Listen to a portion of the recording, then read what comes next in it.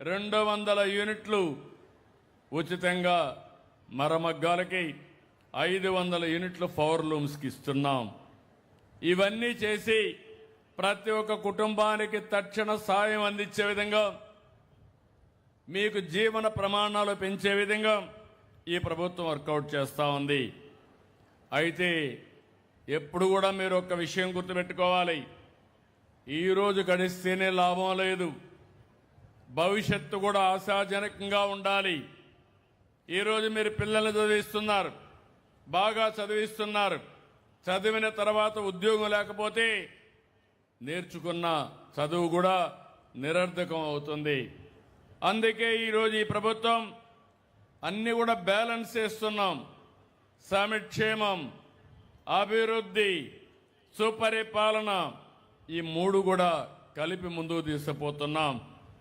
ఈరోజు మీరు చూస్తే 23 లక్షల కోట్ల రూపాయలు 23 నెలల్లో పెట్టుబడులు సాధించిన ఏకైక ప్రభుత్వం భారతదేశంలో ఎన్డీఏ ప్రభుత్వం.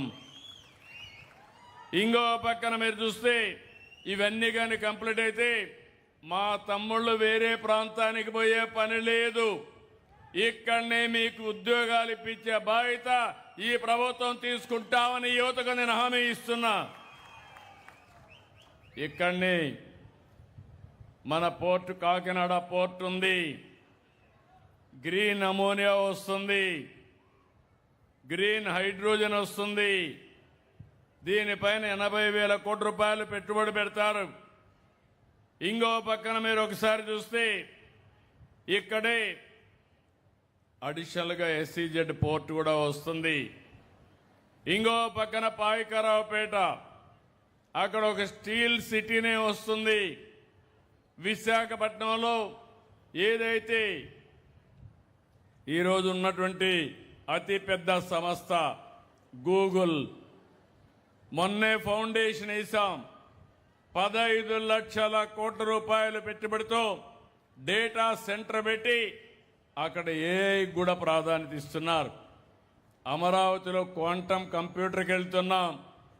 ఇక్కడ యువత ఉంది, యువతను ఒకటే కోరుతున్నా, మీరు ఎప్పటికప్పుడు నాలెడ్జే కాకుండా నైపుణ్యాన్ని పెంచుకోండి. ఈరోజు నేను స్టీల్ సిటీ తీసుకొచ్చాను. పిఎం సేతు కింద ఎవరైతే మనం ఐటీఐ చదువుతారో వాళ్ళకందరికీ స్కిల్ డెవలప్మెంట్ చేస్తున్నాం. స్కిల్ డెవలప్మెంట్ అవుతానే స్టీల్ ప్లాంట్లో ఉద్యోగాలు వస్తాయి. అది ఈ ప్రభుత్వం యొక్క విధానం. దేశంలో మొట్టమొదటిసారిగా పిఎం సేతు కింద సంవత్సరానికి 25,000 మందిని ట్రైనింగ్ ఇవ్వబోతున్నాం.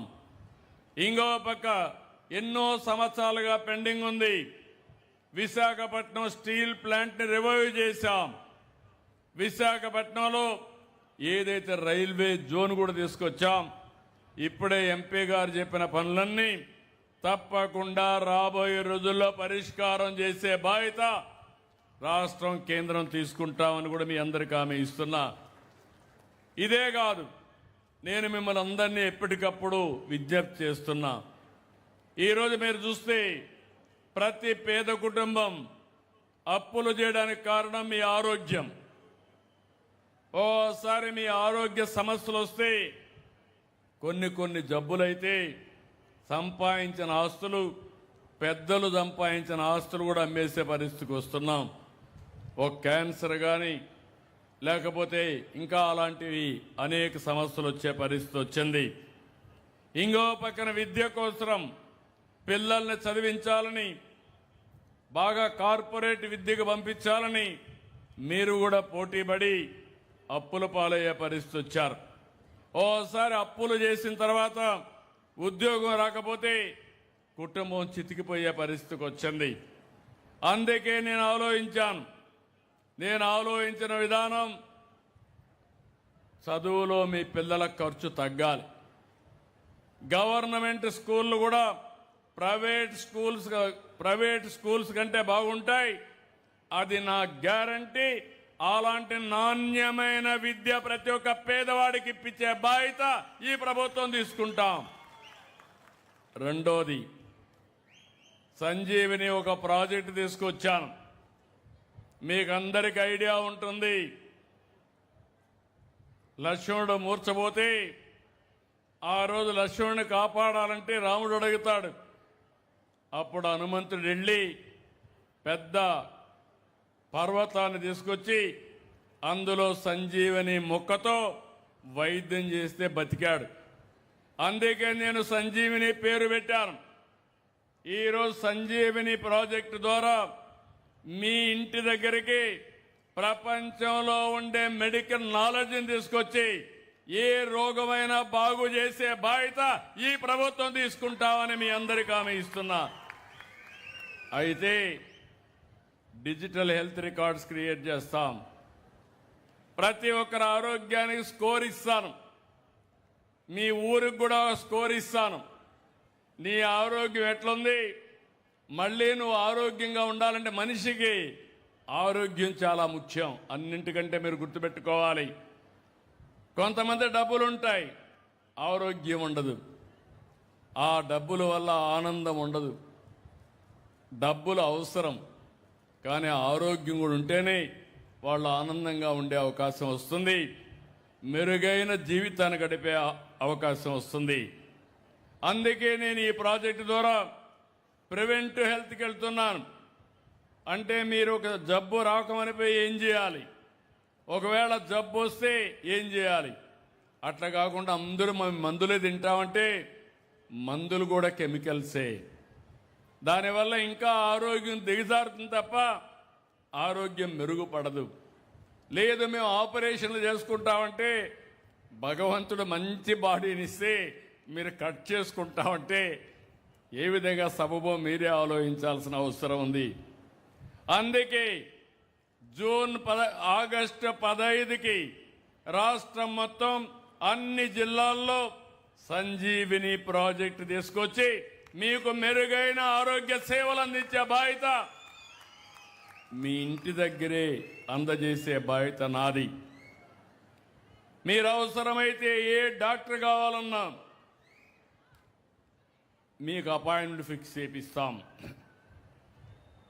మీరు హాస్పిటల్కి రావాలంటే అక్కడ వెయిట్ చేసే పని కూడా లేదు. పలానా టైంకి మీరు వస్తే సరిపోతుందంటే అక్కడికి పోయి ట్రీట్మెంట్ చేసుకొని ఇంటికి వెళ్తారు. ఇంకో పక్క ఏఐ డాక్టర్ని కూడా ఇస్తాను. ఆ ఏఐ డాక్టరు మీకు ఏదైనా డౌట్ వస్తే ఫోన్ చేసి అడిగితే అది గైడ్ చేస్తుంది. మీకు ఇంకా ఏదైనా ప్రాబ్లం వస్తే ఒక ఫ్యామిలీకి కొన్ని కుటుంబాలకు ఒక డాక్టర్ని కూడా అపాయింట్ చేస్తాం.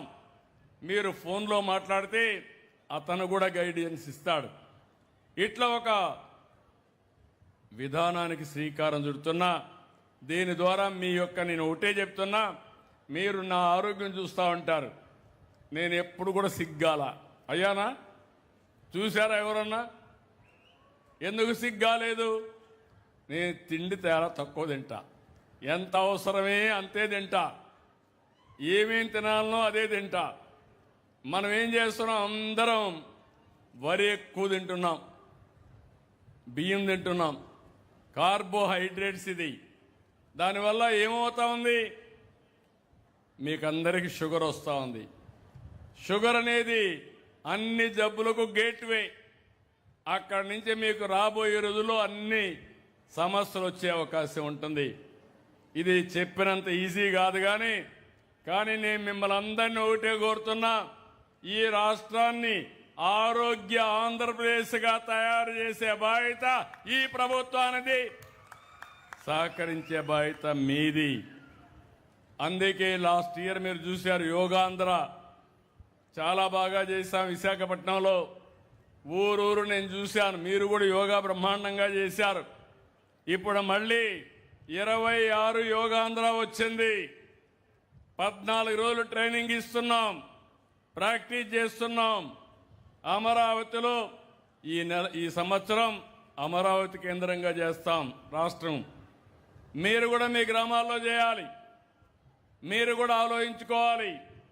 ఎంత బిజీగా ఉన్న ఒకప్పుడు శారీరకంగా ఎక్సర్సైజ్ చేసేవాళ్ళం, ఈ మధ్య అన్ని పోయినాయి.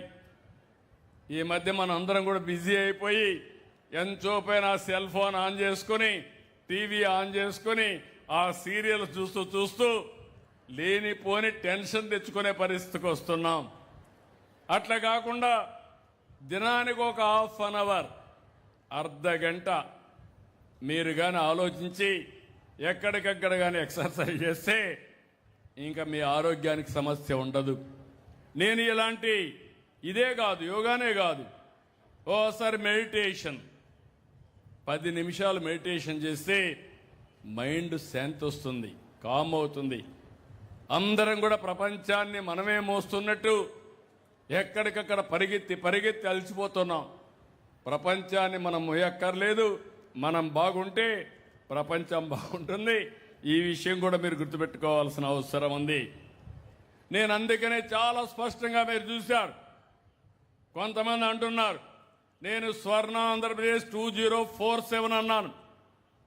అంటే 2047 రోజున ఇంకొక 22 ఏళ్లలో రాష్ట్రం ఒక ఆదర్శ రాష్ట్రంగా తయారు కావాలి, అందరి జీవన ప్రమాణాలు పెరగాలనే ఉద్దేశంతో ముందుకు పోతున్నాం. ఈరోజు టెక్నాలజీ ఉంది, ఇక్కడ మీరు అందరూ ఉన్నారు, మా ఆఫీసర్లు కూడా పక్కనే ఉన్నారు, ఇప్పుడే చదివినిపిస్తాను. నేను ఒకటే ఆలోచించాను, మీకు ఇచ్చే ప్రతి ఒక్క సేవ నాణ్యత పెరగాలి. మేము 3 రకాల సేవలు మీకు అందిస్తున్నాం. ఒకటి డబ్బులు, ఓసారి డీబీటీ డైరెక్ట్గా మీ అకౌంట్లో వేస్తున్నాం. పింఛన్ లాంటి డబ్బులు ఒకే రోజు 1,66,000 మంది వచ్చి ఇంటింటికి అందజేస్తున్నారు. ఇంకో పక్క అనేక సేవలు, మధ్యాహ్న భోజనం, లేకపోతే అన్నా క్యాంటీన్, ఇవన్నీ కైండ్ రూపం పీడిఎస్ పబ్లిక్ డిస్ట్రిబ్యూషన్ సిస్టంలో ఇస్తున్నాం. ఇంకో పక్క మీకు సర్టిఫికెట్లు, 10th క్లాస్ సర్టిఫికెట్ కానీ, క్యాస్ట్ కానీ, నేటివిటీ కానీ, రెవెన్యూ కానీ, ఇవన్నీ ప్రొవైడ్ చేస్తున్నాం. నా ఆలోచన ఒకటే, నేను మీ అందరికీ ఒకటే విజ్ఞప్తి చేస్తున్నా, భవిష్యత్తులో మీరెక్కడికి పోయి, ఇప్పుడే లేదు,